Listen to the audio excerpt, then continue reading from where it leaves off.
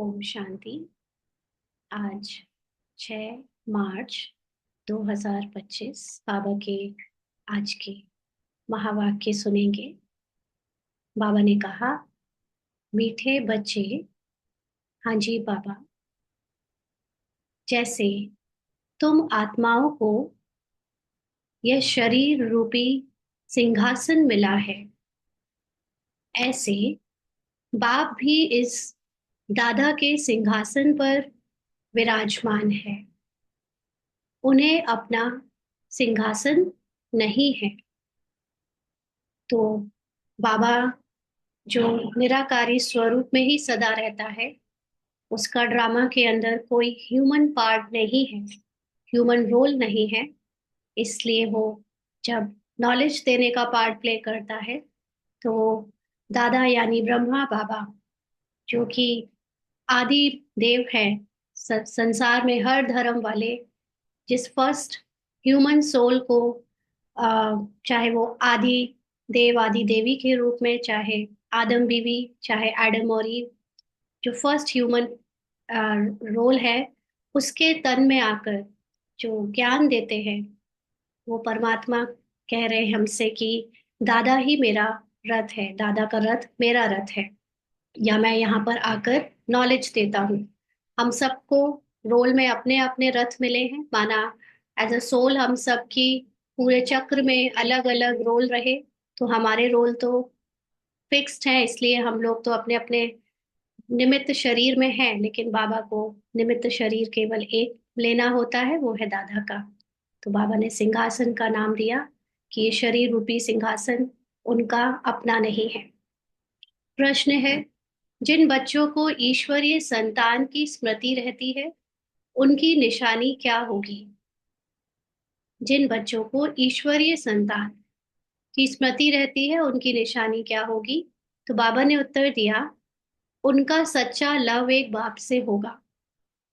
ईश्वरीय संतान कभी लड़ेंगे झगड़ेंगे नहीं, उनकी कुदृष्टि कभी नहीं हो सकती। जब ब्रह्मा कुमार कुमारी अर्थात भाई बहन बने या बहन भाई बने, तो गंदी दृष्टि जा नहीं सकती। तो ईश्वरीय संतान की स्मृति रखने वाले बच्चे सदा अपने को क्या समझेंगे? आत्मा समझेंगे। और आत्मा एक ही परम आत्मा की संतान है। संसार के सभी मनुष्य, सबके अंदर आत्मा जो पार्ट प्ले कर रही है, वो सब एक ही परमात्मा के जब बच्चे हैं, तो वो चाहे डायरेक्टली बाबा से नॉलेज लेने के लिए रोल में ब्राह्मण बने हो, चाहे ना बने हो, लेकिन फिर भी वो है तो सब एक ही। तो एक ही बाप के बच्चे होने के कारण उनको सबके प्रति सच्चा लव रहेगा, जो सच्चे ईश्वरीय संतान की स्मृति में रहते हैं।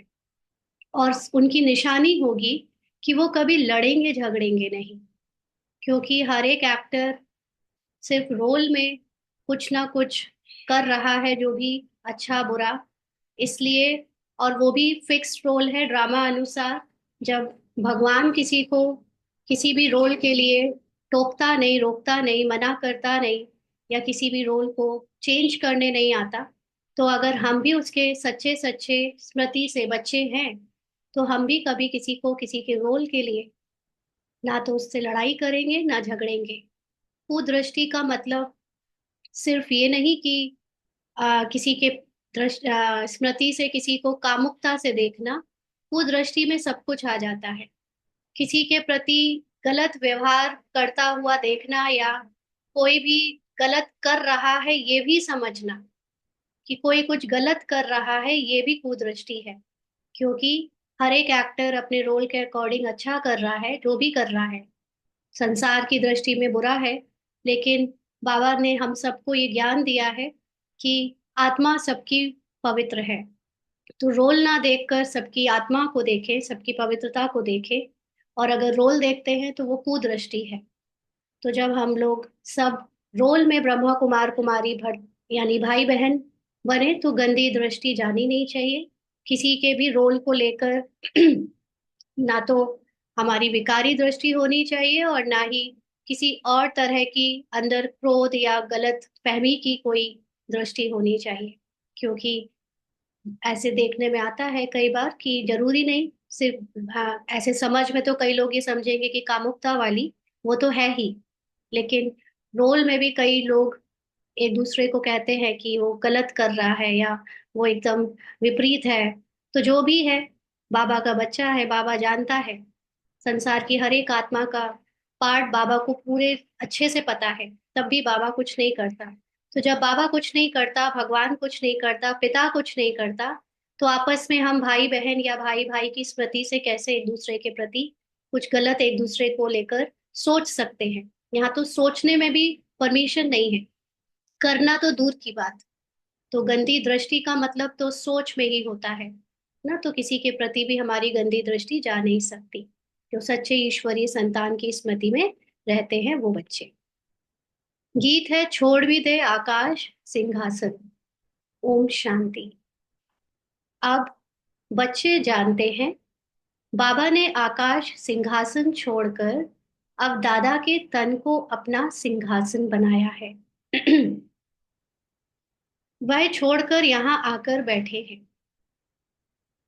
अभी बाबा ने यहाँ पर देखो आकाश सिंहासन बोला है। आकाश एक पांच तत्वों में से एक तत्व है। तो यहाँ तो बाबा ने उस आकाश तत्व को ही अपना सिंहासन बोला हुआ है कि भगवान आकाश का तत्व छोड़कर दादा के तन को यूज करके, प्रकृति को यूज करके आते हैं अंदर। फिर आगे चलकर बाबा ने आकाश तत्व भी हटा दिया। फिर बाबा ने आगे अभी पढ़ेंगे तो वो आ जाएगा। तो बाबा ने कहा कि अब बच्चे जानते हैं बाबा ने आकाश सिंहासन छोड़कर अब दादा के तन को अपना सिंहासन बनाया है। वह छोड़कर यहाँ आकर बैठे हैं। यह आकाश तत्व है, तो है जीव आत्माओं का सिंहासन। आत्माओं का सिंहासन है वह महातत्व, जहां तुम आत्माएं बगैर शरीर रहती थी। अब यहीं पर देख लो, दो लाइन में कंट्रास्ट है।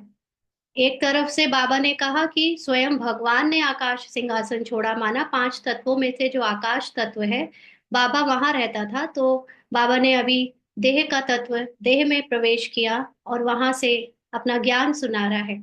और फिर नेक्स्ट लाइन में बाबा ने कहा कि आत्माओं का सिंहासन क्या है, महातत्व है, आकाश तत्व नहीं। तो जीव आत्मा और आत्मा में अंतर क्या है? हम्म, यह आकाश तत्व तो है जीव आत्माओं का सिंहासन और आत्माओं का सिंहासन है महातत्व। बताएगा कोई जीव आत्माओं और आत्माओं में क्या अंतर है? अनम्यूट करके। हाँ जी। जीवात्मा मीन्स विद बॉडी, शरीर के साथ। ओम शांति। ओके।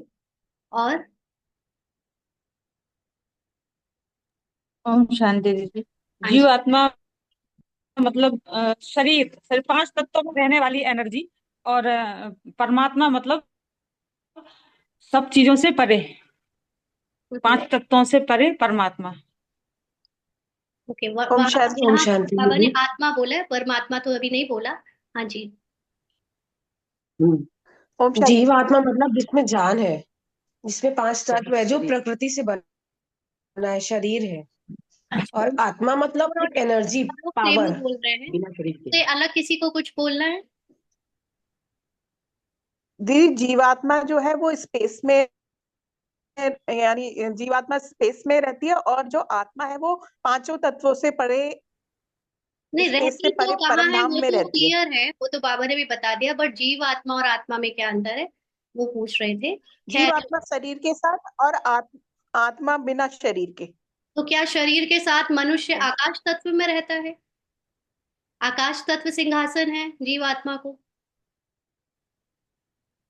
हाँ है, वो तो ये सब स्पेस से ही, स्पेस में ही तो है हम लोग, ये सब स्पेस ही तो है। ठीक है, मोर और लेस थोड़ा थोड़ा हम क्लोज आए हैं। जो बाबा समझा समझा रहा है वो समझते हैं। जीव आत्मा का मतलब होता है जब हमारे अंदर रोल की रिकॉर्डिंग के साथ हम शरीर बदलते हैं।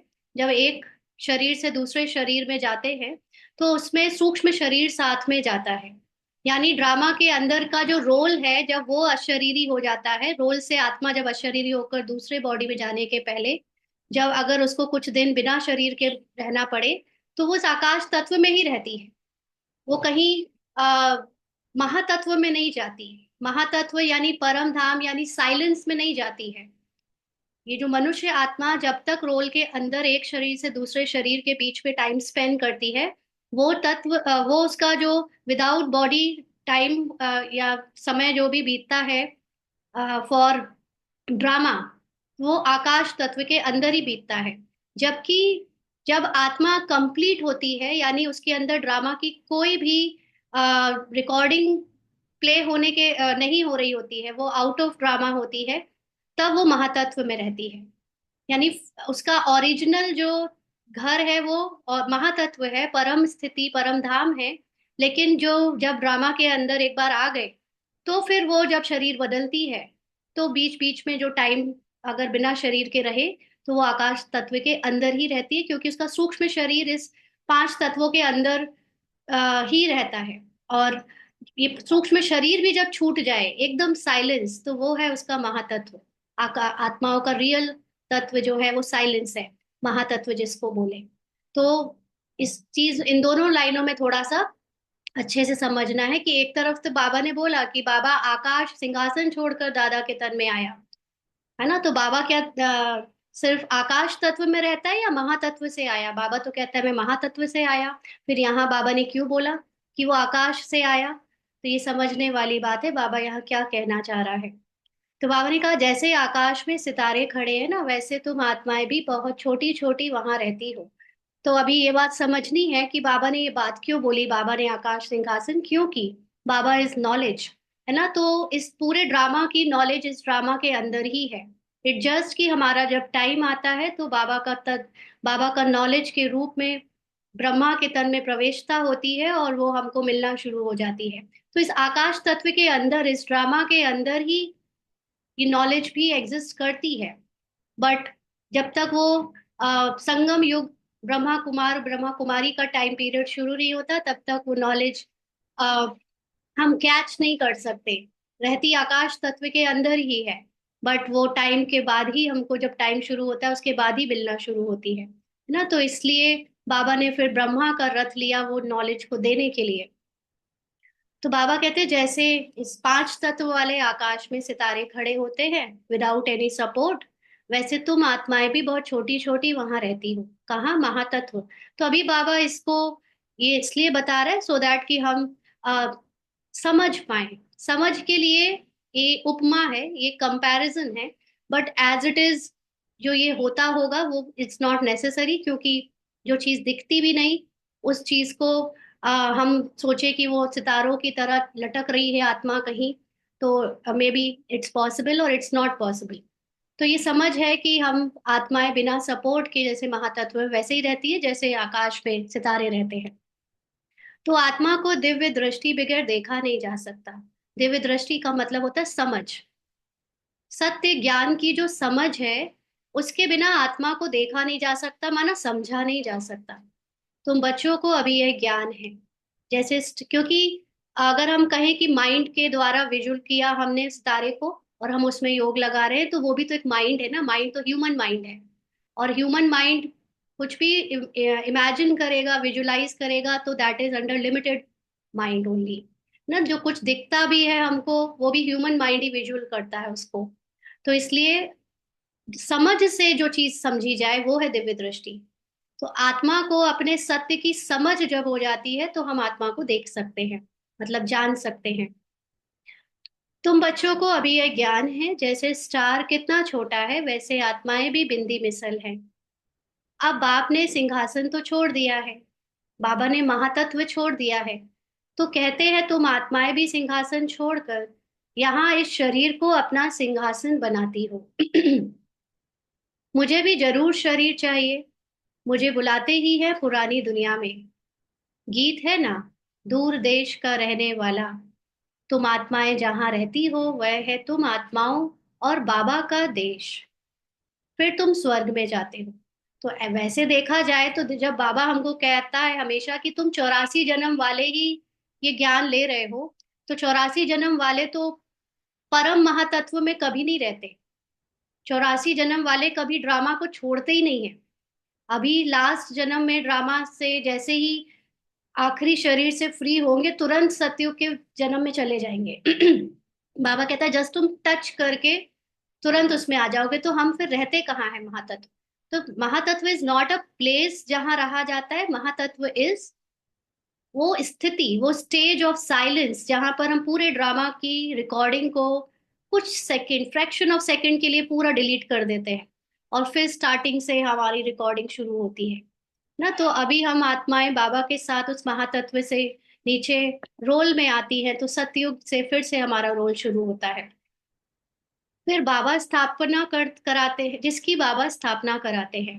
तो स्वर्ग की स्थापना अभी करा रहे हैं, और हमारी जब कंप्लीट अवस्था यानी नॉलेज फुल हो जाएंगे, कंप्लीट हो जाएंगे, या कर्मातीत हो जाएंगे, या ड्रामा एंड हो जाएगा, तो उसके बाद फिर हम अपने उस स्वर्ग में जाएंगे। तो ये रोल में एक्टिंग चल रही है कि बाबा अभी स्थापना करा रहे हैं, अदरवाइज स्वर्ग तो आया ही पड़ा है, बना बनाया है। स्वर्ग ऑलरेडी कैसेट में रिकॉर्डेड है, उसको सिर्फ प्ले करना होता है। और अभी रिकॉर्डिंग चल रही है संगम युग में स्वर्ग की स्थापना कराने की। तो बाप खुद उस स्वर्ग में नहीं आते। अब निराकार परमात्मा कभी जन्म मरण में आता नहीं, कभी किसी रोल में प्ले करता नहीं, इसलिए वो स्वर्ग में नहीं आता। और हमको रोल प्ले करना शुरू से अंत तक है, तो हमें आना पड़ता है। खुद तो वाणी से परे वानप्रस्थ में जाकर रहते हैं। बाबा अपने को रिजर्व रखता है ना आखिरी समय के लिए, ताकि वो पूरी नॉलेज हमको वापस आकर दे सके। और हम लोग तो नॉलेज जन्म लेते लेते भूल जाते हैं अपने सत्य की। सारा खेल ही नॉलेज का है। अपने को भूलना और अपने को याद करना, ये नॉलेज है। और ये नॉलेज बाबा अपने आप अपने पास रखता है रिजर्व्ड, इसलिए वो शरीर में नहीं आता या रोल प्ले नहीं करता। स्वर्ग में उनकी दरकार नहीं। वाणी से परे जो नॉलेज है वो सेफ हो जाती है दोबारा प्ले होने तक। और फिर बाबा रोल में नहीं आता, इसलिए उनकी दरकार नहीं। वह तो दुख सुख से न्यारे है ना। निराकार रूप में आत्मा दुख सुख से न्यारी ही होती है। हम अगर अपने को महातत्व में देखें, हम अपने को अगर परम धाम में देखें, तो आत्मा हम आत्माएं भी सुख दुख से ओरिजिनली न्यारी हैं। बट यहाँ हम सूक्ष्म शरीर को ही पहुंच पाते हैं, सूक्ष्म शरीर तक खुद को इमेजिन कर पाते हैं या बुद्धि से जान पाते हैं, इसलिए हमें सुख और दुख का भाव यहाँ महसूस होता है। और सुख दुख का भाव होता ही सूक्ष्म शरीर में है। तो बाबा कहते तुम तो सुख में आते हो, तो दुख में भी आते हो। अभी तुम जानते हो हम ब्रह्मा कुमार कुमारियां बहन भाई हैं। एक दो में कुदृष्टि का ख्याल भी नहीं आना चाहिए। ब्रह्मा कुमार ब्रह्मा कुमारियों का मतलब ही है एक गॉड के, एक भगवान के बच्चे। तो जब एक ही भगवान के बच्चे हैं, तो सब आपस में भाई बहन हुए, शरीर में और आत्मा में भाई भाई हुए। तो एक दूसरे के प्रति कभी गलत विचार नहीं आना चाहिए। कुदृष्टि मतलब रोल के रोल को देखकर गलत भावना नहीं होनी चाहिए। चाहे वो स्त्री पुरुष की भावना है, चाहे वो किसी के कर्मों को लेकर, उनकी सेवा को लेकर, उनके जो भी पार्ट में अच्छा बुरा जो भी है उस पार्ट को लेकर कुदृष्टि नहीं होनी चाहिए, ख्याल में भी नहीं आनी चाहिए। यहाँ तो तुम बाप के सम्मुख बैठे हो, आपस में बहन भाई हो। पवित्र रहने की युक्ति देखो कैसी है। अभी बाबा पूरा ह्यूमन माइंड से बात कर रहा है ना। तो इसीलिए बाबा बहन भाई की बात कर रहा है, क्योंकि अभी रोल कॉन्शियस स्त्री पुरुष के भान में बैठे हुए ब्रह्मा कुमार कुमारियों से बाबा बात कर रहा है। अगर आत्मा से बात कर रहा होता तो भाई भाई कहता। लेकिन अभी बाबा मुरली में सबको एड्रेस करता है ना। जो देह भान में बैठे हैं उनको अलग एड्रेस करता है, जो आत्मा बन के सुन रहे हैं उनको अलग एड्रेस करता है। तो अभी फिलहाल बाबा देह भान में ब्रह्मा कुमार कुमारियों को एड्रेस कर रहा है कि तुम आपस में भाई बहन हो। ये बाबा ने युक्ति रची है कि कभी हम एक दूसरे के प्रति कामुकता वाली दृष्टि ना रख पाए। यह बातें कोई शास्त्रों में नहीं है ना। देह भान जब सबसे ज्यादा होता है तो हम अपने को ब्रह्मा कुमारी कहते हैं। देह भान खत्म होने लगता है तो हम ब्राह्मण होते हैं। और जब पूरी बहुत हद तक देह भान खत्म हो जाता है तो हम अपने को बाप समान कहने लगते हैं।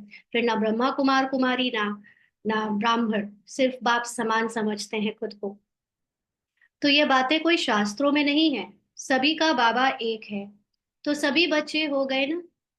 बच्चों को आपस में लड़ना झगड़ना भी नहीं चाहिए।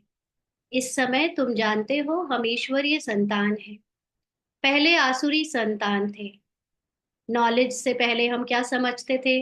अपने को स्त्री पुरुष या एक दूसरे के अलग अलग मदर फादर तो पराये हो गए, तो इसलिए पहले लड़ाई झगड़ा करते थे। बट अभी तो हम एक ही फादर के बच्चे हैं, एक ही ईश्वर के बच्चे हैं। तो फिर अब संगम पर ईश्वरीय संतान बने हैं, फिर सतयुग में दैवी संतान होंगे। यह चक्र का बच्चों को मालूम पड़ा है।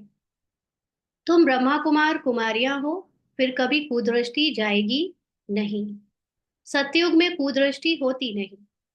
सतयुग में होते हैं स्त्री पुरुष, लेकिन ऐसे भावना ऐसी भासना नहीं रहती कि वो पुरुष है कि मैं स्त्री हूं, कि मैं स्त्री या पुरुष का कोई डिफरेंस नहीं होता वहां।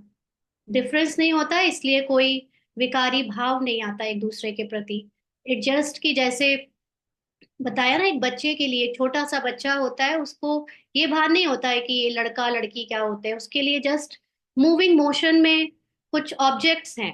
ह्यूमन उनको ऐसे लगते हैं कि कुछ, हाँ, खिलौने जैसे ऑब्जेक्ट्स हैं जो बोल रहे हैं, जो जो हर तरह के इमोशंस में या रह रहे हैं। वो ये सब हर चीज को एक मीनिंग नहीं देते। छोटे छोटे बच्चे शरीरों को कोई वर्ड या कोई मीनिंग नहीं देते। कुछ भी ऑब्जेक्ट उनके लिए खिलौना, उनके लिए वो जानवर, वो सांप भी निकल जाता है, वो भी खिलौना है उनके लिए। वो माँ बाप जो गोदी में खिला रहे हैं, वो भी जस्ट एक मूविंग ऑब्जेक्ट है। वो किसी चीज को मेरा तेरा पराया, जीवित और मरे हुए जानवर और इंसान, ये सब चीजें उनके डिक्शनरी में नहीं है, उनकी भाषा में नहीं है। वो बियॉन्ड वर्ड होते हैं वो लोग ना। उनके लिए दृष्टि बिल्कुल इनोसेंट होती है। इसलिए सतयुग में भी ये सब भावनाएं नहीं होती हमारे अंदर, तो वहाँ कुदृष्टि होती नहीं। इसलिए जानवर कभी हमको अटैक नहीं करते, हम जानवरों को अलग नहीं समझते, स्त्री पुरुष को, पुरुष स्त्री को अलग नहीं समझते। इट जस्ट अपना अपना बस रोल प्ले करते हैं। कुदृष्टि रावण राज्य में होती है, जब देह भान आ जाता है, जब ये आइडेंटिफिकेशंस हो जाती हैं अलग अलग, मैं मेरा तेरा, स्त्री पुरुष और अलग अलग पद पोजीशन, तो ये कुदृष्टि यानी डिफरेंस आने लगते हैं एक दूसरे के प्रति। भावनाएं गलत हो जाती हैं। तुम बच्चों को सिवाय एक बाप के और कोई की याद नहीं रहनी चाहिए। इसका मतलब क्या है? कल जैसे शाम को मुरली में बाबा ने कहा था ना, कि तुम इस समय जो रूहानी मिलिट्री हो, रूहानी मिलिट्री को केवल एक लॉ हमेशा याद रखना चाहिए, ना अपनी देह को ना दूसरी की देह को देखना है, ना याद करना है। सिर्फ और सिर्फ दृष्टि बाबा की तरफ जाए। तो इसका मतलब क्या है कि हमारे कैरेक्टर, हमारे रोल में जो भी चल रहा है अच्छा बुरा, या दूसरों के कैरेक्टर और रोल में जो भी चल रहा है अच्छा बुरा, कभी उसको नहीं देखना है, कभी उसकी तरफ हमारी वृत्ति ना जाए, हमारा ध्यान ना जाए। सिर्फ और सिर्फ बाबा को याद करना माना अपनी हाईएस्ट कॉन्शियसनेस, निराकारी आत्मा को याद रखना है। इसके सिवा हम बच्चों को कुछ भी याद नहीं रखना है। सबसे जास्ती एक बाप से लव होना चाहिए। बाबा ने ये नहीं कहा कि तुम आत्मा से लव करो, अपनी आत्मा से भी लव करो। बाबा ने कहा मुझसे लव करो। क्यों? क्योंकि बाबा को हम मानते हैं, भक्ति मार्ग से ही मानते हैं कि भगवान हाईएस्ट है, भगवान सर्वशक्तिवान है, भगवान सबका पिता है, भगवान में सर्व सारी चीजें हैं, संपन्न है वो। तो उस संपन्नता को याद करना, उस सर्व शक्तियों को याद करने से हम अपनी शक्ति और अपनी संपन्नता को महसूस कर पाते हैं। हम जो रोल समझते आए, ये ह्यूमन माइंड अपने को ये बॉडी और बॉडी का कैरेक्टर समझता आया, आज वही ह्यूमन माइंड अब अपने जो अव्यक्त है, जो आत्मा एकदम निराकार है, जिसकी अपनी पावर्स बहुत हाई है, जिसको सर्वशक्तिवान से कंपेयर किया जा सकता है, उस पावर को हम आज वापस जान रहे हैं और उसमें पहुंच रहे हैं। इसलिए हमें अपनी हाईएस्ट रूप को ही याद करना है, उससे कम अपने को नहीं समझना है। तो बाबा को से लव हो मतलब अपने हाईएस्ट क्वालिटी से लव हो, अपने जो आत्मा का सत्य है उससे लव हो। मेरा तो एक शिव बाबा, दूसरा ना कोई। बाप कहते हैं बच्चे अभी तुमको शिवालय में चलना है। शिव बाबा स्वर्ग की स्थापना कर रहे हैं। आधा कल्प रावण राज्य चला है, जिससे दुर्गति को पाया है। तो बाबा इस वक्त आत्मा के अंदर जो मन है उसको कह रहा है बच्चे तुम्हें शिवालय में चलना है। शिवालय का मतलब आत्मा अभी वापस अपने, ये मन अपने वापस आत्मा में लौट जाए, अपने साइलेंस में जाएगा तो सतो प्रधान हो जाएगा। और फिर सतो प्रधान स्वर्ग में वो जो है वहां पर रूल करेगा सब पर, प्रकृति पर, हर चीज पर। रूल का मतलब यहाँ के रूलर्स की तरह नहीं, द्वापर युग वाले जो रूलर होते हैं कि वो अपनी प्रजा को मारते हैं या उन पर फालतू का टैक्स इम्पोज करते हैं। लेकिन स्वर्ग का रूलर का मतलब होता है उनसे परे हो जाना, प्रकृति से परे होना, किसी भी तत्व से परे हो जाना, तब उसको रूलर कहते हैं। तो बाबा कहते हैं आधा कल रावण राज्य चला है जिससे दुर्गति को पाया है, खुद को देह समझा है इसलिए और नीचे गिरते चले गए, स्मृति खराब होती गई। रावण क्या है, उसको जलाते क्यों है, यह भी कोई नहीं जानते। शिव बाबा को भी नहीं जानते। शिव बाबा को शिवलिंग के रूप में कह देते, कभी कुछ कहते, but Shiv Baba is knowledge. Shiv Baba truth है, शिव परमात्मा ट्रुथ है, ये तो सब जानते हैं। बट ट्रुथ का मतलब होता क्या है? ट्रुथ और फॉल्स किस चीज के लिए बोला जाता है? ट्रू और false, it's always about knowledge. तो जो नॉलेज एकदम सत्य है वो शिव बाबा है ना। तो वो शिव बाबा ही आकर जब देता है, उसको पहचानने की शक्ति जिसमें होती है वही उस ट्रुथ तक पहुंच पाता है। अगर पहचान नहीं सकते तो हम यहाँ वहां दूसरी जगह अटक जाएंगे और उसमें ही जिएंगे। क्योंकि ये माइंड ऐसा है, इसको जो बता दो वो उस चीज पे विश्वास कर लेता है। आप उसको बोलो कि ये हरे रंग का है तो हरा देख लेगा, बोलो लाल है तो लाल देख लेगा, बोलो कुछ नहीं है तो कुछ नहीं देख लेगा।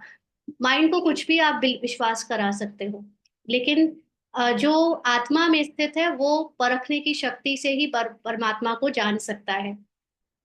तो बाबा कहते हैं जैसे देवियों को सजा करके, पूजा करके डुबोते हैं, शिव बाबा का भी मिट्टी का लिंग बनाए, पूजा आदि कर फिर मिट्टी मिट्टी में मिला देते हैं। करते हैं ना सावन सोमवार में ऐसे। तो वैसे रावण को भी बनाकर फिर जला देते हैं। समझते कुछ भी नहीं ना, ये देह भान क्या होता है, ये आत्माभिमानी क्या होता है, ये सब तो उनके माइंड से परे है ये बातें। जब तक यहाँ ज्ञान ना सुने, समझे समझ नहीं सकते ये सब क्या होता है। कहते भी हैं अभी रावण राज्य है, राम राज्य स्थापन होना है। अभी सारे मनुष्य, देखा जाए जो समय चल रहा है पूरे भारत में, उस भारत में सभी रावण राज्य वाले ही कह रहे हैं, अपने को देह समझने वाले कह रहे हैं कि राम राज्य को स्थापन करना है। जबकि वो ये नहीं समझ रहे कि तुम खुद ही रावण बने बैठे हो। रावण राज्य में रावण बनना मतलब देह अभिमान में होना, और अभी सब के सब देह अभिमान में है। और देह अभिमान वाले राम राज्य कैसे ला सकते हैं? देह अपने को देह समझने वाले राम राज्य कैसे ला सकते हैं? क्योंकि राम राज्य तो होता है आत्माभिमानी वर्ल्ड लाना। तो आत्माभिमानी वर्ल्ड के लिए तो वही ला सकते हैं जो आत्माभिमानी बनने का पुरुषार्थ कर रहे हैं। तो जो अभी चिल्ला रहे हैं, शोर मचा रहे हैं सनातन और राम राज्य के बारे में, उनसे राम राज्य नहीं आने वाला। राम राज्य उनसे आने वाला है जो आत्माभिमानी होने का गुप्त रूप से पुरुषार्थ कर रहे हैं। गांधी जी भी राम राज्य चाहते थे, तो इसका मतलब रावण राज्य है ना। जो बच्चे इस रावण राज्य में कामचिता पर बैठ जल गए थे, बाप आकर फिर से उन पर ज्ञान वर्षा करते हैं, सबका कल्याण करते हैं। अंडरलाइन बाबा ने साफ साफ बोला है, जो अज्ञानता, जो ज्ञान ट्रुथ था उसको भुलाकर अपने को बॉडी समझकर कामचिता, कामचिता पर दोनों आता है, काम विकार वासना भी और कामनाएं भी। आज पूरा संसार देखा जाए द्वापर से कलयुग तक तो जो इतना डिस्ट्रीब्यूशन हुआ है वो कामनाओं के कारण ही तो हुआ है, इच्छाओं के कारण। कि मैं इतने देश का मालिक बन जाऊं, कि मैं दुनिया को अपने हाथों पे कर लूं, मैं सबका रूलर बन जाऊं, मैं ये पालूं मैं वो पालूं, ये कामनाएं ही तो हैं। तो काम वासना कामनाएं दोनों ही कामचिता हो गई। तो अपने को शरीर समझने के कारण, ट्रुथ नॉलेजफुल आत्मा ना समझ, शरीर समझते समझते हम कामचिता पर बैठ मनुष्य रूप में जल गए थे। अभी बाबा ज्ञान के छींटे डाल रहा है। ये ट्रुथ नॉलेज है जो कि हमको वापस सतयुगी आत्मा के स्थित सतो प्रधान स्थिति में स्थित कर रही है। तो बाबा इस समय सबका कल्याण कर रहा है नॉलेज से। जैसे सूखी जमीन पर बरसात पड़ने से घास निकल आता है ना, तुम्हारे पर भी ज्ञान की वर्षा। अंडरलाइन करना, बाबा ज्ञान को कितना इंपॉर्टेंस देता है। योग बल अलग चीज है, बट वो योग बल भी ज्ञान से ही आता है। तो इम्पोर्टेंस नॉलेज की बहुत है, बहुत क्या, पूरी इम्पोर्टेंस नॉलेज की ही है। तुम्हारे पर भी ज्ञान की वर्षा ना होने से कितने कंगाल बन गए थे। अब फिर ज्ञान वर्षा होती है जिससे तुम विश्व के मालिक बन जाएंगे। विश्व के मालिक किससे बनना है? ज्ञान वर्षा से, नॉलेज से। कुछ भी नहीं बदलना, कुछ सोना चांदी हमको खरीदना नहीं, लूटना नहीं, कुछ नहीं करना, सिर्फ नॉलेज से जान जाना है कि हमारे पास है ही सब कुछ। जब आत्मा अपनी ट्रुथ को जान जाती है तो वो ऑटोमेटिकली पांच तत्वों के हर चीज से परे हो जाती है, और वही उसको कहते हैं विश्व का मालिक बन जाना। भले तुम बच्चे गृहस्थ व्यवहार में रहते हो, परंतु अंदर में बहुत खुशी रहनी चाहिए। जैसे कोई गरीब के बच्चे पढ़ते हैं तो पढ़ाई से बैरिस्टर आदि बन जाते हैं। वो भी बड़ों बड़ों के साथ बैठते हैं, खाते पीते हैं। भिलनी की बात भी शास्त्रों में है ना।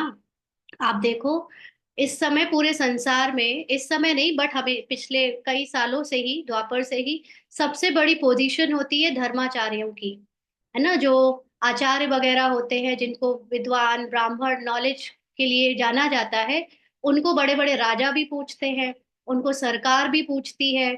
उनसे पूछ पूछ कर ही देश के लिए या बाकी चीजों के लिए निर्णय भी किए जाते हैं। तो इस समय हमको बाबा ने जो नॉलेज दी है, वो सुप्रीम नॉलेज, वो ट्रुथ की नॉलेज, उससे हम उन धर्माचार्यों से भी ज्यादा नॉलेजफुल हैं, क्योंकि हम ट्रुथ के नॉलेजफुल हैं। तो भले गृहस्थ में रहते हैं, गृहस्थ एक जीवन, सबसे देखा जाए तो सभी लोग उसको समझते हैं, अरे ऐसे ही है ना। गृहस्थ जीवन में कोई खास इम्पोर्टेंस नहीं मिलती जब तक आप अपने आप को कुछ फाइनेंशियली या मटेरियलिस्टिकली बहुत बड़ा ना बना दो, कि आप बहुत कमाने वाले हो या आप बहुत बड़े नॉलेजफुल हो। तब तक गृहस्थ को कॉमन मैन समझा जाता है। तो बाबा कहते भले ही तुम लोग गृहस्थ कॉमन मैन की तरह यहाँ पर जीवन जी रहे हो, बट अपनी नॉलेज से तुम जान गए हो कि तुम ट्रुथ को जानते हो। अभी हमारा जो वास्तविकता है वो बड़े से बड़े विद्वानों से भी ज्यादा है। तो हमें उसकी बहुत खुशी होनी चाहिए। और हम इस समय सबसे ऊंची पर्सनालिटी के साथ बैठते खाते पीते हैं, वो कौन? परमात्मा। संसार में अभी कोई भी मनुष्य परमात्मा के साथ खाता पीता नहीं है। वो भोग लगाते हैं, भगवान को याद करते हैं, पुकारते हैं, बट हम तो उनके साथ जीवन जीते हैं। उनके साथ जीवन जीने का मतलब नॉलेज के साथ जीवन जीना। हर समय ये नॉलेज हमारे अंदर जो खून में जा रही है, एक एक रग में फ्लो कर रही है, ये है परमात्मा के साथ जीवन जीना। तो हमें कितना नशा होना चाहिए कि हम इतने बड़े के साथ खाते पीते बैठते उठते हैं। तो बाबा कहते तुम बच्चे जानते हो, जिन्होंने सबसे जास्ती भक्ति की है वही सबसे जास्ती ज्ञान आकर लेंगे। तो जास्ती मतलब ड्यूरेशन में सबसे लंबी काल की भक्ति किसने करी होगी? जो शुरू से आए हैं, तो हम ही लोग हैं जो सबसे पहले से ही आए हुए, फर्स्ट जन्म से आखिरी तक अवेलेबल हैं हमारे, मतलब हम आत्माएं रोल में शुरू से ही रोल में प्ले कर रही हैं। तो भक्ति भी हमने सबसे ज्यादा की है, इसलिए नॉलेज भी हमको सबसे ज्यादा मिलेगी। नो डाउट अभी भी शास्त्रों में, उपनिषद में या बाकी के लोगों को, बहुत सारे लोगों में बहुत ज्ञान है, लेकिन सबसे ज्यादा ज्ञान, जो हाईएस्ट नॉलेज है, वो हम बच्चों को मिलता है, भले ही हम इस समय साधारण देखने में आते हो। तो सबसे जास्ती शुरू से लेकर तो हमने भक्ति की है। फिर हमको ही बाबा स्वर्ग में पहले पहले भेज देते हैं। तो स्वर्ग का गेट खुलता ही अपनी ट्रुथ की नॉलेज से है। तो जो सबसे ज्यादा नॉलेजफुल होगा वो सबसे पहले स्वर्ग में प्रवेश करेगा। फिर द्वापर और कलयुग में आने वालों की नॉलेज तो बहुत कम होती जाती है ना, ना के बराबर। तो ये है ज्ञान युक्त यथार्थ बात। जितना हम नॉलेज जानेंगे उतना हम सोल कॉन्शियस बनेंगे, और सोल कॉन्शियस से ही सारी अचीवमेंट्स हैं यहाँ पर। तो ये सारी बातें ज्ञान युक्त है और यथार्थ है। बरोबर हम ही सो पूज्य थे, फिर सो पुजारी बनते हैं, नीचे उतरते जाते हैं। हम ही सबसे ज्यादा नॉलेजफुल थे, नॉलेज की स्थिति में आत्माभिमानी थे, और हम ही नीचे गिरते गिरते सबसे ज्यादा देहभान में गए। बच्चों को सारा ज्ञान समझाया जाता है। इस समय ये सारी दुनिया नास्तिक है, बाप को नहीं जानते। नास्तिक और आस्तिक तो नेति नेति कह देते हैं, आगे चलकर यह सन्यासी आदि सब आकर आस्तिक जरूर बनेंगे। तो ये आस्तिक और नास्तिक का अर्थ बाबा ने एक बार समझाया था ना। आस्तिक मतलब आस्तिक अस्थि, अस्थि से बना है आस्तिक। तो आस्तिक का मतलब होता है, अस्थि का मतलब मैं हूं, आई एम, मेरा होना, जिसको अपने होने का एहसास है। अपना मतलब ये शरीर हूं या स्त्री हूं या किसी की मदर फादर हूं, ये नहीं। ये सारी लेयर्स जब उतर जाती हैं, आप रिश्ते में किसी के क्या हो ये भुला दो, आप शरीर में स्त्री पुरुष हो ये भुला दो, आप अपने संकल्पों को भुला दो, आप भाषा को भुला दो, आप अपने इमोशंस को भुला दो, आप सारी आइडेंटिटी भुला दो, सब कुछ भुला दो, उसके बाद क्या बचता है? शरीर की हर एक चीज को भुला देने के बाद, ड्रामा से मिली हर बात को भुला देने के बाद क्या बचता है? उसके बाद जो बचता है, जिसने ये सब कुछ देखा है होते हुए, वो कौन है? जिसने देवी देवता का रोल प्ले होते हुए भी देखा, जिसने द्वापर में राजा रानी बनते हुए भी देखा, भक्त बनते हुए भी देखा, जिसने कलयुग में विकारी होते हुए भी देखा रोल को, जिसने अंत में आकर ब्राह्मण बनकर नॉलेज लेते हुए भी देखा, वो एकमात्र कौन है जिसने सब कुछ देखा है? वो है मैं, वो मैं हूं। तो अस्थि। तो जब हम अपने को जान लेते हैं, उसको आस्तिक कहते हैं। अपने को क्यों जानते हैं? क्योंकि परमात्मा की नॉलेज से वो हमें बताता है कि तुम कौन हो, इसीलिए अस्थि माना आस्तिक। तो और नास्तिक का मतलब जो खुद को ना जाने। ऐसे नहीं कि परमात्मा को नहीं जाना मतलब नास्तिक है, क्योंकि खुद को जानना मतलब परमात्मा को जानना। खुद को नहीं जानते तो परमात्मा को भी नहीं जान सकते। तो इसीलिए अभी तो सारी दुनिया में नास्तिक है, माना खुद को ही नहीं जानते, तो बाबा को भी नहीं जानते। तो आगे चलकर ये सन्यासी वगैरह कहते जरूर है, मैं आत्मा हूँ, मैं आत्मा हूँ, या दूसरों को भी सुनाते हैं, बट आत्मा होना ये नॉलेज से काफी नहीं है, इसको जीना पड़ता है। आत्मा होने पर आप क्या, कैसे जीते हो, रोल कैसे प्ले करते हो, वो बताता है कि आप वाकई में अपने को जानते हो या नहीं जानते हो, है ना? अगर आप कहते रहो कि मैं हूँ करोड़पति बाप का बच्चा, लेकिन एक्ट में आप बिल्कुल रोडपति की तरह, गरीबों की तरह भिखारी बने रहो हर समय, दूसरों से कुछ मांगते रहो, तो क्या उसको कहेंगे कि तुम सच में हो करोड़पति के बच्चे? नहीं, क्योंकि वो उसको जीता नहीं है, वो सिर्फ बोलने मात्र बोलता है।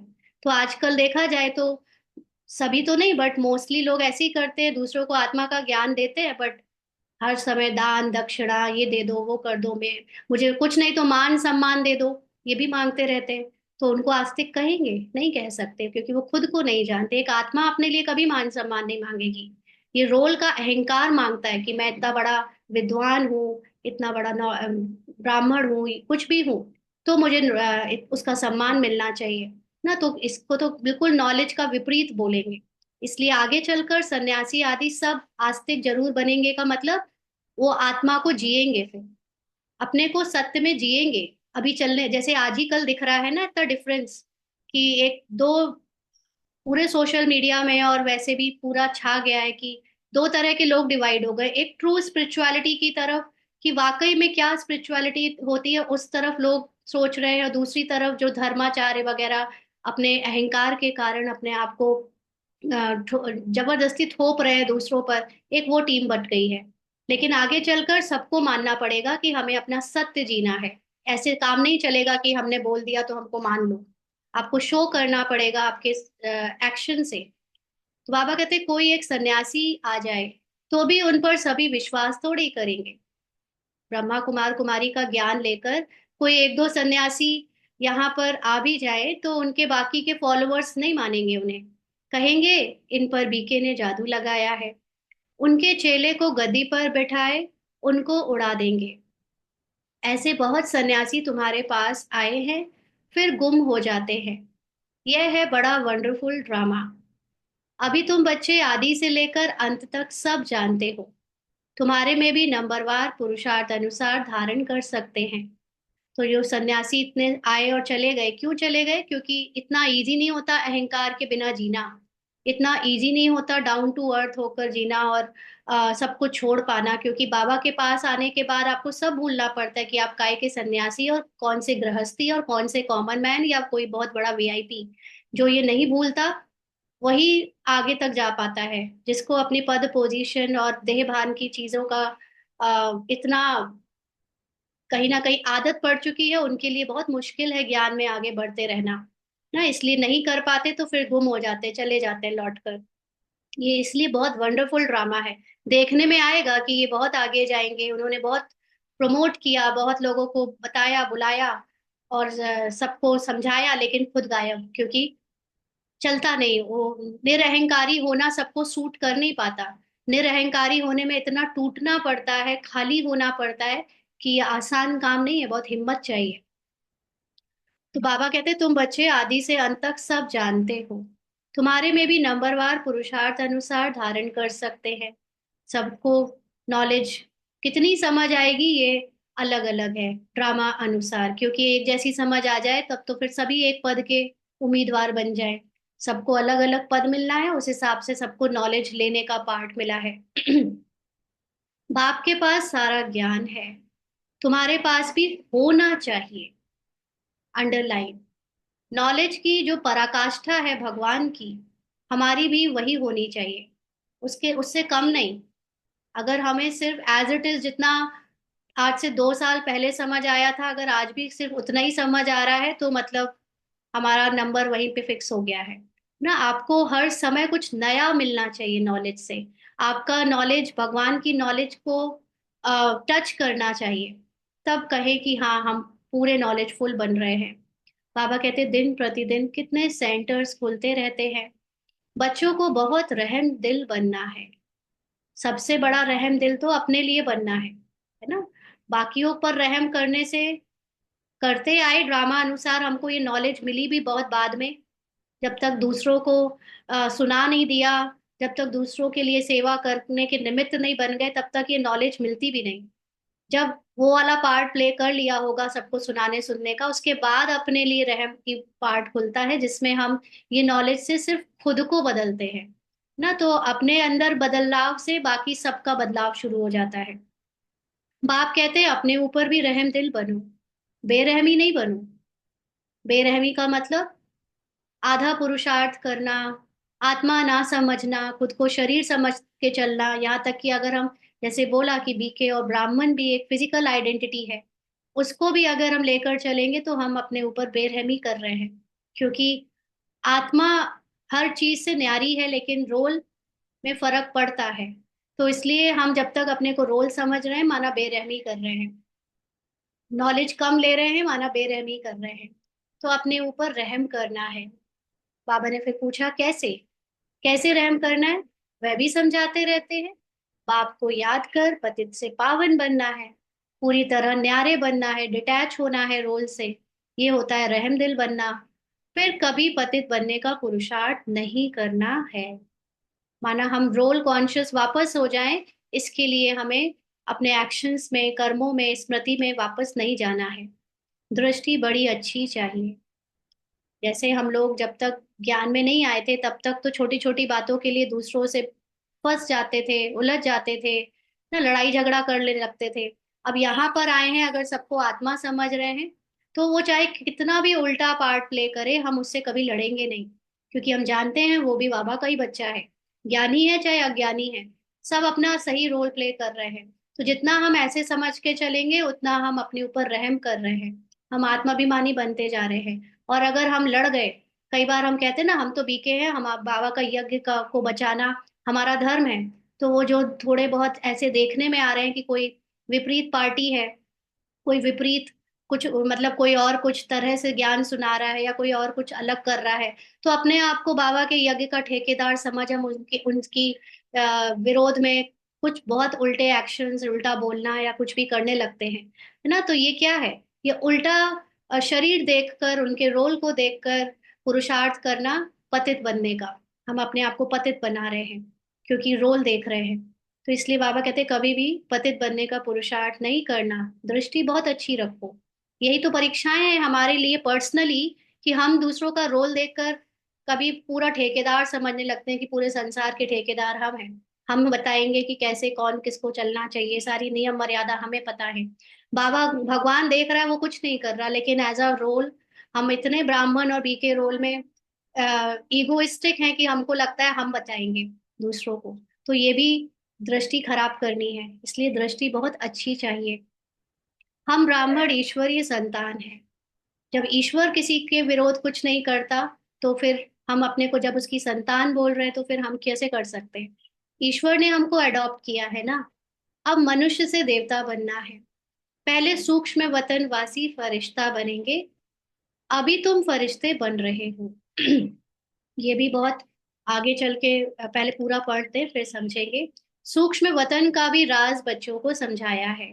यहाँ है टॉकी, सूक्ष्म वतन में है मूवी, और मूल वतन में है साइलेंस। सूक्ष्म वतन है फरिश्तों का। तो हमने अभी कल परसों भी समझा सूक्ष्म वतनवासी क्या होता है। सूक्ष्म वतन का मतलब होता है जो हमारा सूक्ष्म शरीर है, संकल्प और संस्कारों से बना हुआ, वो सूक्ष्म वतन के लिए होता है। लेकिन अभी तो हमारा सूक्ष्म शरीर में देखा जाए तो 63 जन्म के संस्कार और संकल्प समाये हुए हैं, इसलिए उसको सूक्ष्म वतनवासी नहीं कहेंगे। सूक्ष्म वतनवासी का मतलब वो होता है जिनके अंदर टोटली पॉजिटिव ऑरा होता है, सतो प्रधान ऑरा होता है, इसीलिए उनको फरिश्ता कहा जाता है। भूत प्रेतों को सूक्ष्म वतनवासी नहीं कहा जाता। सूक्ष्म वतनवासी हमेशा फरिश्ते होते हैं। फरिश्ते का मतलब ही है जो बॉडी के कैरेक्टर से, जो भी 84 जन्मों का कैरेक्टर है उससे जो परे हो, रोल के संकल्पों संस्कारों से भी परे, जो बिल्कुल सतो प्रधान संकल्प संस्कारों वाला होता है, जो आत्मा का मूल गुण है, उसको फरिश्ता कहा जाता है। क्योंकि उसका फर्श से कोई रिश्ता नहीं, मतलब उसका ड्रामा से कोई रिश्ता नहीं। तो ऐसे फरिश्तों को जो ड्रामा से फ्री हैं, डिटैच्ड है, वो सूक्ष्म वतनवासी होते हैं। तो हम अभी जितना जितना डिटैच्ड होते जा रहे हैं, हम फरिश्ते बनते जा रहे हैं। तो बाबा ने ये राज बताया है। अब टॉकी का मतलब है ये मूल वतन, जहां पर हमारी फिजिकल फॉर्म में एक्टिंग हो रही है। सूक्ष्म वतन है मूवी, क्योंकि जब हम जितने जितने सूक्ष्म संकल्पों में स्थित होते जाएंगे, सतो प्रधान बनते जाएंगे, हमारे मुंह से बोलना, बोल कर काम कराना, ये सब बंद हो जाएगा। हमारे अंदर जो संकल्प है वो ऑटोमेटिकली इतने प्योर हो जाएंगे कि ड्रामा चलता रहेगा नीचे टॉकी में, और हम अपने को सिर्फ बाबा के साथ कंबाइंड रखेंगे, सिर्फ मूवमेंट दिखेगा, शोर नहीं आएगा। और मूल वतन में है साइलेंस।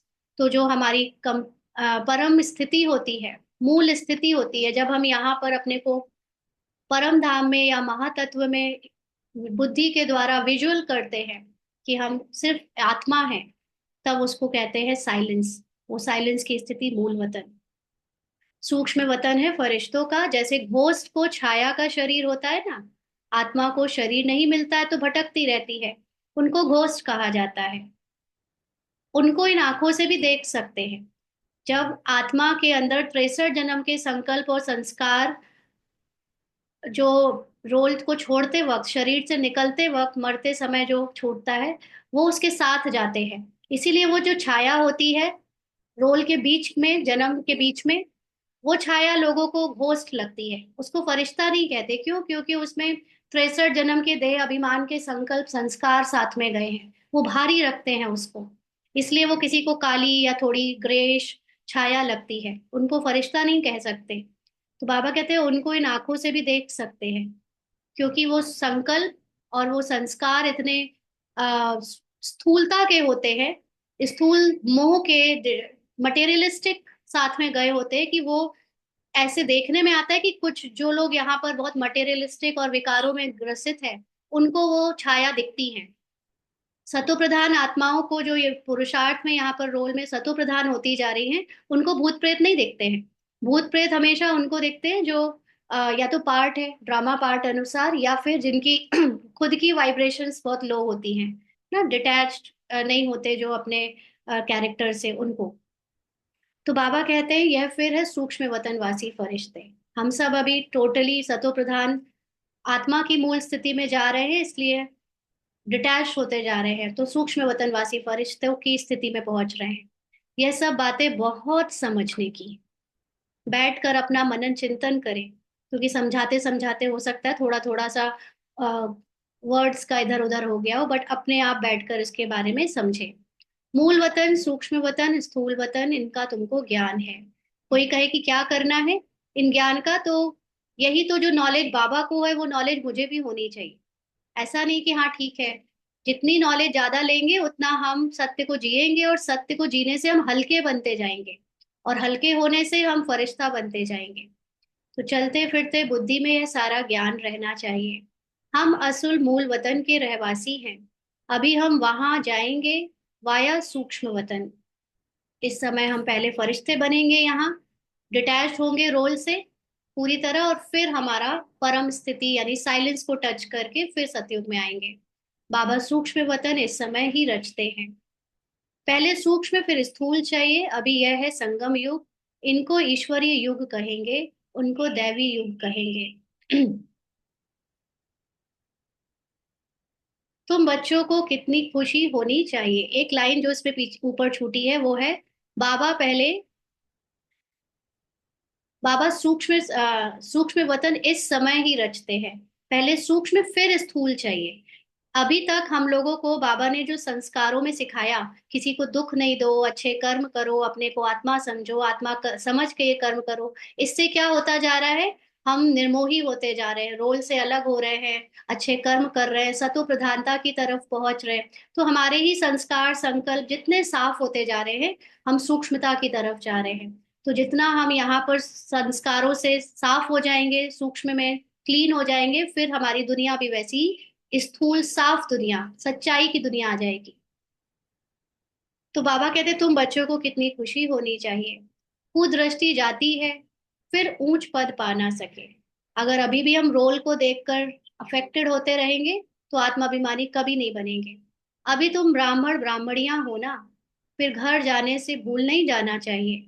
तुम संग दोष में आकर भूल जाते हो। तुम हंस ईश्वरीय संतान हो। इस समय हम लोग भले ऑनलाइन कर रहे हैं, बट जैसी क्लास ओवर होती है तो सबको फिर लौकिक के साथ टाइम स्पेंड करना होता है ना। तो ये नहीं भूलना कि हम, वो लौकिक का मतलब ये नहीं है कि वो अज्ञानी है, वो सब आत्मा है, और उनके साथ भी हमारा जो लेन देन है वो हमें फरिश्ता बनाने के लिए ही है। अगर ऐसा समझकर सबके कांटेक्ट में आएंगे तो सदा ध्यान रखेंगे कि कोई को कुदृष्टि से ना देखे। तुम संगदोष में आकर भूल जाते हो। तुम हंस ईश्वरीय संतान हो। तुम किसी में भी आंतरिक रग नहीं, तुम्हारी किसी में भी आंतरिक रग नहीं जानी चाहिए। रग का मतलब इंटरेस्ट, किसी के पार्ट में कोई बहुत अच्छा प्यार मोहब्बत से आपके साथ जी रहा है तो भी नहीं उसमें इंटरेस्ट हो, और कोई आपसे नफरत कर रहा है, आपका विरोध कर रहा है तो भी उसमें इंटरेस्ट ना हो, क्योंकि दोनों ही रोल है। रोल में हमें बिल्कुल भी इंटरेस्ट नहीं होना चाहिए। देखना है तो उसकी सत्य आत्मा को देखो, और आत्मा को देखने से मोह नहीं होना चाहिए। अगर रग जाती है तो कहेंगे मोह की बंदरी। अभी 1 मिनट के लिए अशरीरी होकर बाबा को याद करें।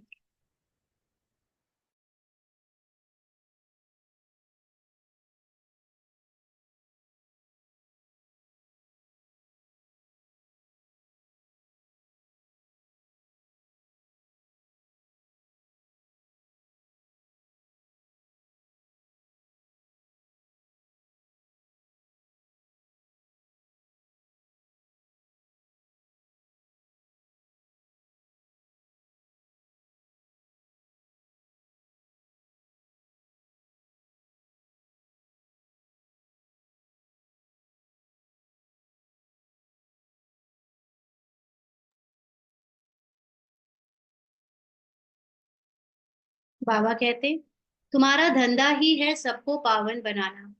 तुम हो विश्व को स्वर्ग बनाने वाले। कहाँ वह रावण की आसुरी संतान और कहाँ तुम ईश्वरीय संतान। तो ईश्वरीय संतान और आसुरी संतान में यही अंतर होता है कि ईश्वरीय संतान हर चीज में पॉजिटिविटी देखती है, क्योंकि वो सबके अंदर की सोल को देखती है, वो रोल को नहीं देखती। और आसुरी संतान के लक्षण होते हैं सबके रोल को देखना। तो जब बाबा ने कहा ना मोह की बंदरी, तो मोह का मतलब ये भी होता है कि हम सबके अंदर सिर्फ अच्छी बातों को देखने की इच्छा कर रहे हैं।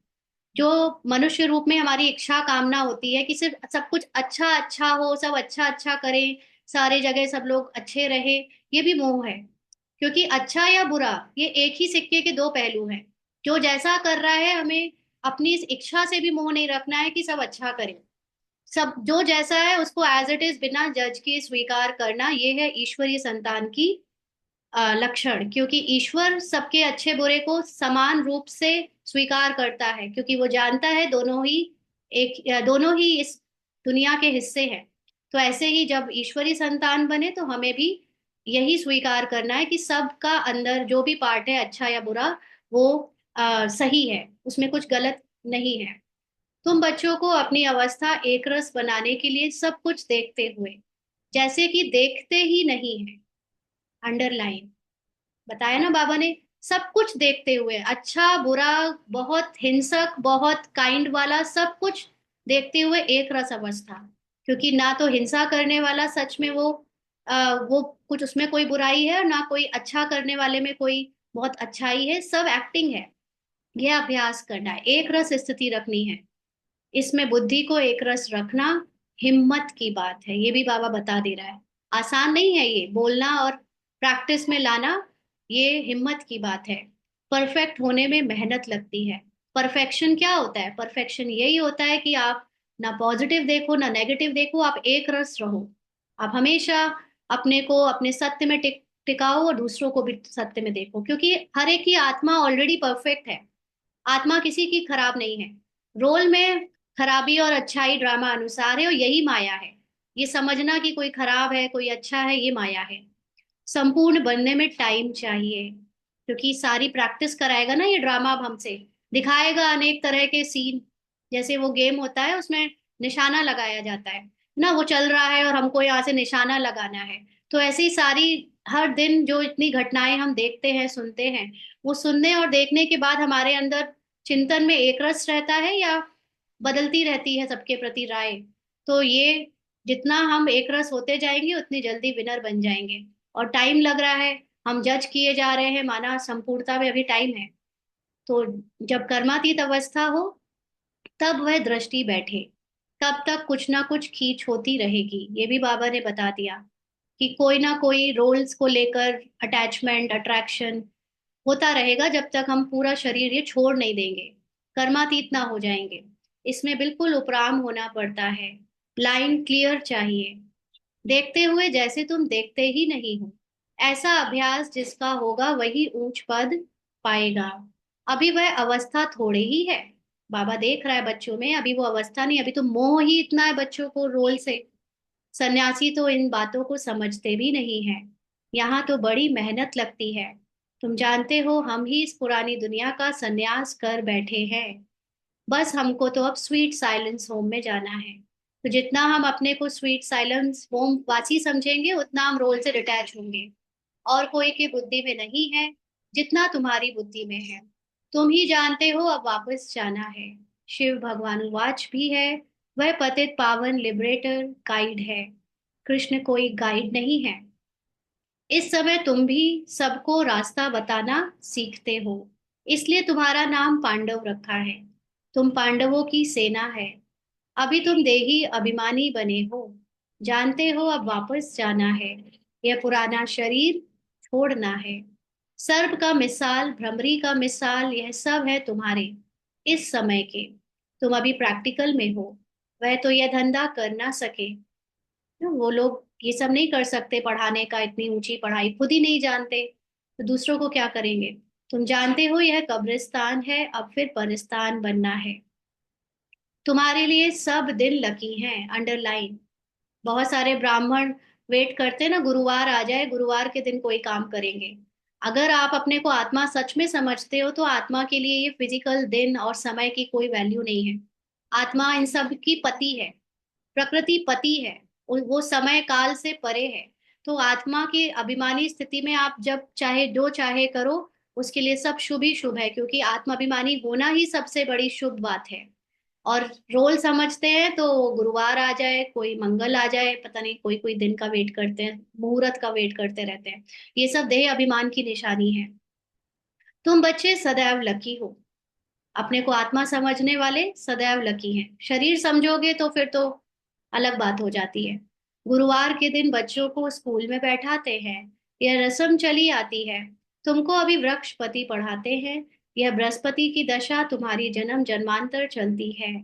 तो बृहस्पति की दशा सबसे अच्छी दशा कही जाती है, और अपने को आत्मा समझना ही सबसे ऊंची स्थिति और दशा है। ये है बेहद की दशा। भक्ति मार्ग में हद की दशाएं चलती हैं, अभी है बेहद की दशा। तो पूरी रीति मेहनत करनी चाहिए। लक्ष्मी नारायण कोई एक तो नहीं है ना, अंडरलाइन। बाबा ये भी बार बार कह रहा है, विष्णु के रूप में लक्ष्मी और नारायण ये कोई एक नहीं है। इसलिए कोई ये समझे कि बस सब कुछ ब्रह्मा बाबा और मम्मा ही सारा क्रेडिट ले गए, नहीं। अभी हम सब आत्माएं, जो पूरी 9 लाख की डायनेस्टी है, वो सब सतो प्रधान अपने को समझ कर चले तो उस रोल तक, बनी बनाई रोल तक पहुंचना ही है, क्योंकि फिक्स्ड है सबका ऑलरेडी रोल। उन्हों की तो डायनेस्टी होगी ना, जरूर बहुत राज्य करते होंगे। लक्ष्मी नारायण की सूर्यवंशी डायनेस्टी का राज्य चला है, यह बातें भी तुम्हारी बुद्धि में है। तुम बच्चों को यह भी साक्षात्कार हुआ है कि कैसे राज तिलक देते हैं। सूर्यवंशी फिर चंद्रवंशी को कैसे राज्य देते हैं।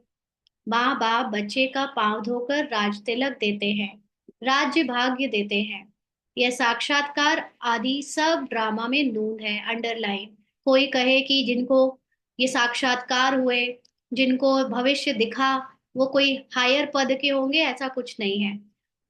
नॉन बीकेज, नॉन ब्राह्मण, नॉन बाबा के यहाँ के बच्चे भी भूत और भविष्य काल को देख लेते हैं। बहुत सारे ऐसे बच्चे, मतलब बहुत सारे ऐसे लोग हैं संसार में जिनको वो बियॉन्ड टाइम जाकर देख सकते हैं भूत भविष्य। आप देखो वो जो हिप्नोटाइज करके लोगों को, वो क्या बोलते हैं उसको, आजकल होता है ना पिछले जन्मों का पता कर पाना, कि वो कब कौन क्या था, ये सब हो रहा है। और बहुत लोग उसमें जा सकते हैं, देख सकते हैं, और ना सिर्फ पास्ट में लेकिन वो फ्यूचर का भी बता देते हैं कि आगे चलकर ये होने वाला है। So it's not a big deal to see the future और द पास्ट। ये आत्मा, ये रोल में, ड्रामा में जिसका फिक्स्ड है, रिग्रेशन बोलते हैं उसे, पास्ट रिग्रेशन। हाँ, टाइम ट्रैवलिंग तो ये सब पिक्चरों की कहानी है, but it's actually regression, past life regression, right. है ना, तो उसमें सिर्फ पास्ट नहीं, बहुत सारे लोग फ्यूचर भी बता देते हैं। तो ये सब कोई बड़ी बात नहीं है, जिसके ड्रामा में नूंद है वो उनका हो जाता है, कर लेते हैं। तो हम ये समझे कि सिर्फ हमारे यहाँ पर जिन्होंने ये बताया है वही बहुत ऊंचे, ऐसा कुछ नहीं है। ये सब समझने की बातें हैं। तो बाबा कहते हैं ड्रामा में जिसका नूंद है वो बता देते हैं, फिर तुम बच्चों को मूंझने की दरकार नहीं है। तुम बाप को याद करो। कोई सोचता है हमने नहीं देखा, हमको नहीं देखा, मतलब हम इस लायक नहीं है, ये सब बातों में बिल्कुल नहीं जाना है ना। ये ऐसा कुछ नहीं है, आप आत्मा हो ही, आप सतो प्रधान आत्मा हो ही। इस बात पर निश्चय करके, जैसे कल समझा, नोइंग से आप इस बात पे निश्चय करो, आप पहुंचे हुए हो ना। तो तुम बाप को याद करो, स्वदर्शन चक्रधारी बनो और दूसरों को भी बनाओ। तुम हो ब्रह्मा मुख वंशावली, स्वदर्शन चक्रधारी सच्चे ब्राह्मण। शास्त्रों में स्वदर्शन चक्र से कितनी हिंसाएं दिखाई हैं। तो स्वदर्शन चक्रधारी का मतलब होता है सिर्फ और सिर्फ सु का दर्शन, यानी खुद का दर्शन, आत्मा का दर्शन। नोइंग ड्रामा, चक्र को जानकर अपना दर्शन करते रहना। अपना मतलब ये रोल रूपाली का नहीं, लेकिन रूपाली का पार्ट को जान देने वाली आत्मा का, जो है बाप समान। खुद को दर्शन करना है, दूसरों को नहीं देखना कि रोल क्या चल रहे हैं। अभी बाप तुम बच्चों को सच्ची गीता सुनाते हैं, यह तो कंठ कर लेनी चाहिए। सिर्फ कंठ भी बाबा ने बोल तो दिया है कि कितना सहज है, रट लो, लेकिन मेन बात है रटने के साथ रियलाइज भी करो। तुम्हारा सारा कनेक्शन है ही गीता के साथ। गीता में ज्ञान भी है तो योग भी है। तुमको भी एक ही किताब बनाना चाहिए। योग का किताब अलग क्यों बनाना चाहिए? परंतु आजकल योग का बहुत नामाचार है, इसीलिए नाम रखते हैं ताकि मनुष्य आकर समझे। क्योंकि कोई कोई मेडिटेशन सीखने आता है, उसको ज्ञान समझाने लगो तो कहते हैं नहीं नहीं, हमें ये सब नहीं जानना है, आप तो मेडिटेशन सिखाओ। है ना, तो वो उनको युक्ति से कुछ ऐसा पहले शुरू शुरू में बता देते हैं, चलो आप ऐसे बैठकर करो। बट बाबा ने तो कहा कि एक ही किताब रखो, क्योंकि नॉलेज ही यहाँ पर योग है। आप नॉलेज को जानते जा रहे हो, आप योगी बनते जा रहे हो। आप जितना नॉलेज से अपने ट्रुथ को पहचान कर उसका चिंतन मनन करते जा रहे हो, उसको लाइफ में जीते जा रहे हो, आप योगी बनते जा रहे हो। यहाँ पर योगी बनने के लिए कोई अलग से जो लोग करते हैं वो अलग बात है, but actually being knowledgeful is itself a yogi, rajyogi. Knowledge से आप अपनी ट्रुथ में राज्य करने लगते हो ना। तो आखिरी यह भी समझेंगे कि योग एक बाप से लगाना है। बाप मतलब हाईएस्ट नॉलेज को जानकर उसमें मनन चिंतन में गहरे में डूबे रहना है। निराकार को निराकार समझ कर याद करते रहना है। जो सुनेंगे वह फिर अपने धर्म में आकर उच्च पद पाएंगे। अच्छा, मीठे मीठे सिकी लदे बच्चों प्रति माता पिता बाप दादा का याद प्यार और गुड मॉर्निंग। रूहानी बाप की रूहानी बच्चों को नमस्ते। हम रूहानी बच्चों की रूहानी बाप दादा को याद प्यार, गुड मॉर्निंग और नमस्ते बाबा। शुक्रिया, थैंक यू बाबा। धारणा के लिए मुख्य सार। पहला पॉइंट, अपने ऊपर आपे ही रहम करना है। अपनी दृष्टि बहुत अच्छी पवित्र रखनी है। हम अगर ये समझते हैं कि हम दूसरों को कुछ भी कहे देखें लेकिन हम अपना भला कर रहे हैं तो गलत है। हमें खुद के ऊपर रहम करना माना खुद को आत्मा समझने का अभ्यास करना, और उसके लिए हमें ही दृष्टि अच्छी रखनी है, चाहे दूसरा कोई रोल में माया हमें कितने भी उल्टे सीधे चीजें दिखाए, देखते हुए भी नहीं देखना है। ईश्वर ने मनुष्य से देवता बनाने के लिए अडॉप्ट किया है, इसलिए पतित बनने का भी कभी ख्याल भी ना आए। पतित बनना मतलब अपने को रोल समझना, किसी का भाई बहन स्त्री पुरुष समझना, या अमीर गरीब या कोई भी फिजिकल आइडेंटिटी समझना, ये है पतित बनना।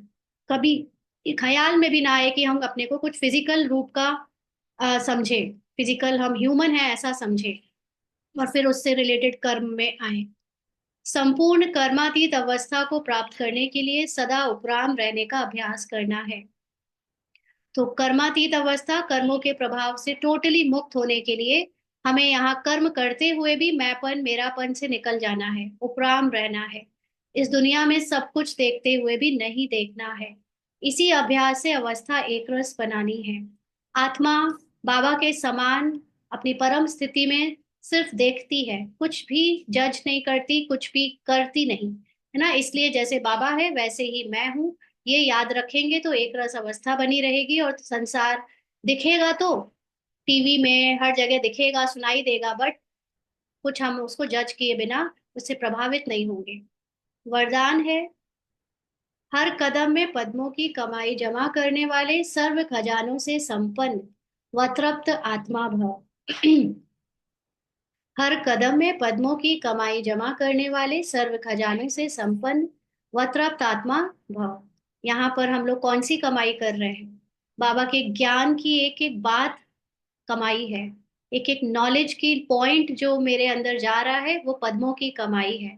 तो हर समय इस नॉलेज की गहराई में उतरते जाना, उतरते जाना, ये है सर्व खजानों से संपन्न और तृप्त आत्मा बनना। तो जो बच्चे बाप की याद में रहकर हर कदम उठाते हैं वह कदम कदम में पद्मों की कमाई जमा करते हैं। तो या तो हम अपने को आत्मा समझकर हर एक्शन में आते हैं, हर समय जीते हैं, या हम नॉलेज को याद रखकर हर कदम उठाते हैं, तो उसमें पद्मों की कमाई जमा होती है। इस संगम पर ही पद्मों के कमाई की खान मिलती है। ये पूरी नॉलेज जो है ये पद्मों की कमाई का सोर्स है, ये अभी मिलता है। संगम युग है जमा करने का युग। क्या जमा करना है? ये नॉलेज जो हमारे ट्रुथ की है उसको जमा करते जाना। अभी जितना जमा करना चाहो उतना कर सकते हो। एक कदम अर्थात एक सेकंड भी बिना जमा किए ना जाए, अर्थात व्यर्थ ना हो। तो नॉलेज सिर्फ मुरली में नहीं, लेकिन नॉलेज आपके चिंतन और मनन से भी बढ़ती है। तो अपने आत्मा को जितना आप याद रखोगे, बाबा को बाबा की महिमा के साथ याद करोगे, आपकी नॉलेज में ऐड होता जाएगा और वो एक एक सेकंड आपका जमा होता जाएगा। इसलिए एक सेकंड भी व्यर्थ ना हो, हर समय हर सेकंड जमा चाहिए, जमा होना चाहिए। सदा भंडारा भरपूर हो।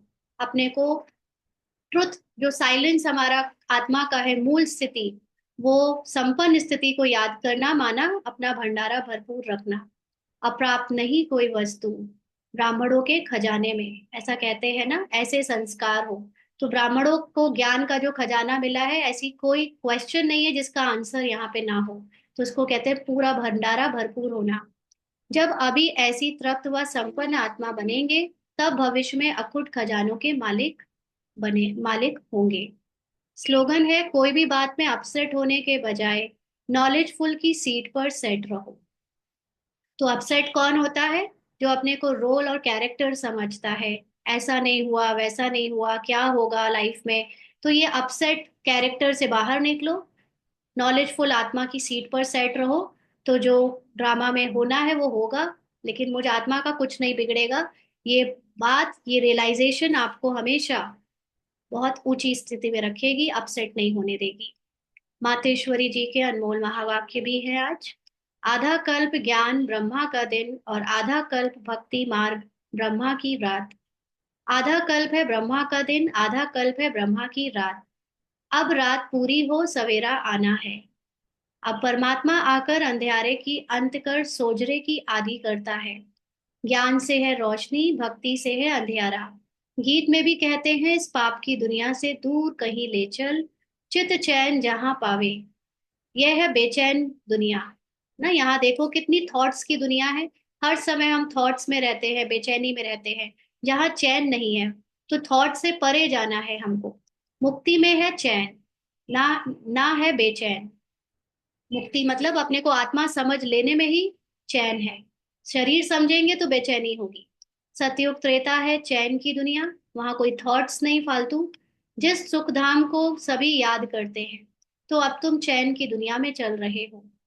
वहां कोई अपवित्र आत्मा जा नहीं सकती। वहां कोई भी अगर अपने को शरीर समझता है, देह में कोई किरदार या कैरेक्टर या इमोशन समझता है, वो उस सुख की दुनिया में जा नहीं सकता। माना अभी हम लोग में से जो भी अपने अंदर डिटैच नहीं हो रहे हैं रोल से, जो पूरे तरह संकल्प और संस्कारों में फंसे हुए हैं या थोड़े भी फंसे हुए हैं, वो सतयुग त्रेता में नहीं जा सकते। माना वो खुशी को, वो सुख की दुनिया को महसूस नहीं कर सकते। वह अंत में धर्मराज के डंडे खाए, कर्म बंधन से मुक्त हो, शुद्ध संस्कार ले जाते हैं। क्योंकि धर्मराज का मतलब परिस्थितियां ऐसी ऐसी आएंगी कि आपका अपने आप मोह खत्म हो जाएगा। जैसे कोरोना में हुआ ना। कोरोना में जिनको बहुत मोह था, जिनको बहुत डर था, जिनको रोल की, क्योंकि सभी को थी, बहुत कम बच्चे हैं जो रोल से डिटैच होते हैं, तो सबने फिर धर्मराज के डंडे खाए और फिर शरीर छोड़ा। तो उससे क्या होता है कि वो कर्म बंधन से तभी मुक्त होते हैं जब शरीर छोड़ते हैं। और लेकिन शरीर भी आसानी से नहीं छोड़ते, बहुत सफरिंग के बाद छोड़ते हैं, तब वो शरीर से डिटैच हो पाते हैं। फिर अपने साथ शुद्ध संस्कार ले जाते हैं, क्योंकि वहां ना अशुद्ध संस्कार होते ना पाप होता है। तो जब आत्मा अपने असली बाप को भूल जाती है, तो यह भूल भुलैया का अनादि खेल हार जीत का बना हुआ है। इसलिए अपन इस सर्वशक्तिवान परमात्मा द्वारा शक्ति लेकर विकारों के ऊपर विजय पहन 21 जन्मों के लिए राजभाग्य ले रहे हैं। तो सर्वशक्तिवान परमात्मा की शक्ति लेना मतलब बाबा की नॉलेज लेना। बाबा की नॉलेज में ही सारी शक्तियां हैं, और उससे हम रोल से जीत पा रहे हैं, रोल के ऊपर जीत पा रहे हैं, माना विकारों के ऊपर जीत पा रहे हैं। और 21 जन्म के लिए हम सोल कॉन्शियस बनकर आत्मा राजा बन रही है। अच्छा, ओम शांति। आज के अव्यक्त इशारे हैं। आपके बोल में स्नेह भी हो, मधुरता और महानता भी हो, सत्यता भी हो, लेकिन स्वरूप की नम्रता भी हो। निर्भय होकर अथॉरिटी से बोलो, लेकिन बोल मर्यादा के अंदर हो। दोनों बातों का बैलेंस हो। जहां बैलेंस होता है वहां कमाल दिखाई देती है, और वह शब्द कड़े नहीं मीठे लगते हैं। तो अथॉरिटी और नम्रता दोनों के बैलेंस की कमाल दिखाओ। यही है बाप की प्रत्यक्षता का साधन। आज संसार में किसी को सत्य प्रूव करना पड़ता है तो लोग इतना विरोध करते हैं कि वो उसका विरोध का असर सत्य बताने वाले के ऊपर आ जाता है। वो भी अपना जो अंदर पेशेंस है वो लूज कर देते हैं, है ना। लेकिन बाबा कहते कि अपनी आत्मा में स्थित रहोगे, अथॉरिटी से बोलोगे तो निर्भय रहोगे। लेकिन आत्मा में स्थित हो, ये जानते हो कि ड्रामा अनुसार ये विघ्न के रूप में आपका लोग विरोध करेंगे, क्रिटिसाइज भी करेंगे। लेकिन आप उसको, उनको, क्योंकि रोल से नहीं उनकी सत्य आत्मा को देख रहे हो, तो आपकी मर्यादा कभी लांघेगी नहीं। और आप बैलेंस से जब बोलोगे सबके सामने, आपकी अथॉरिटी और नम्रता दोनों का बैलेंस होगा, तब लोग समझ पाएंगे कि यही है सच्चे नॉलेज, जिसने इनको इतनी नम्रता के साथ ट्रुथ बुलवाने की शक्ति दी है। तो इस तरह से बाप की प्रत्यक्षता होगी। अच्छा, ओम शांति।